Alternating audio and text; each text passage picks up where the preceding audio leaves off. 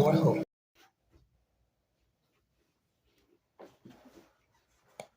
Had him link up with someone that did sex magic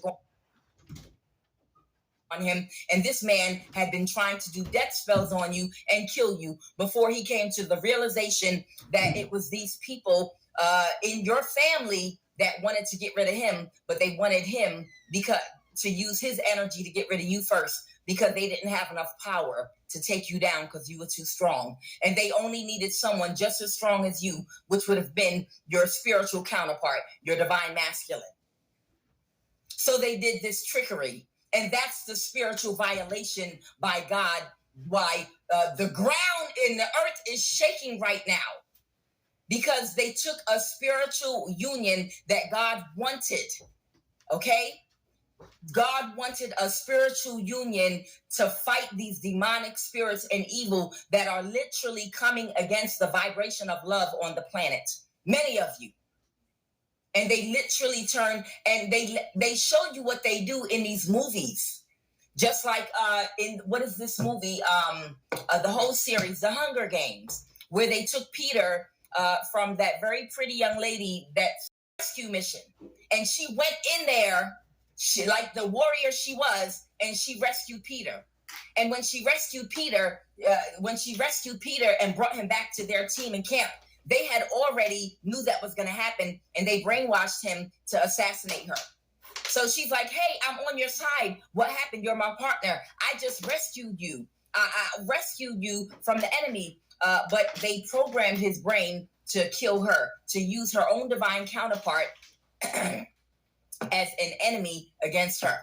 And they show you exactly what they've been doing, taking your divine counterparts and sending in false women and karmic energies and false masculines to attach to them through their carnal nature if they're not strong enough and their sexual control is not, if they don't have enough control over their sexual carnal nature, then that's what they use to disarm these masculine counterparts and feminine counterparts so that they can have an entryway into using sex magic and attaching entity attachments to them.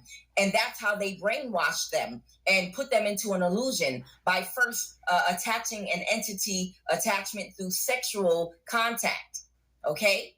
Through food or sex, things that have to do with disciplining the carnal nature. So that's what happened.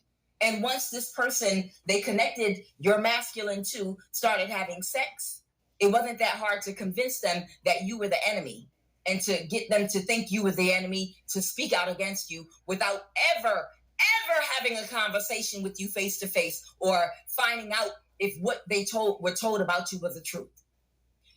This person, whoever you are, you rescued your counterpart from these people. They can't be with you because of what they did to you.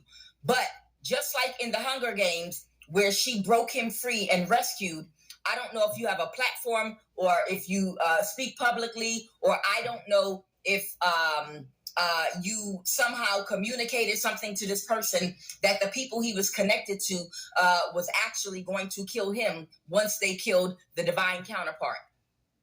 But just like in the movie The Hunger Games, she rescued Peter, you rescued your divine counterpart in some kind of way by getting the spiritual message to them of who the people they were connected with really were. You woke them up and opened their eyes, and it was destined by God that you would do this. Okay? It's playing out the prophecy exactly how it's supposed to. You woke up at the time God wanted you to wake up, and he's waking up too. Now, he is no longer aligned for you to be your divine counterpart. But this man is being tasked to come towards you to give you some information. And so is this spiritual practitioner that originally took money to do the isolation spell work to put you completely in isolation so you could go through your transformation. And there's something else they want me to say. This is my little joke.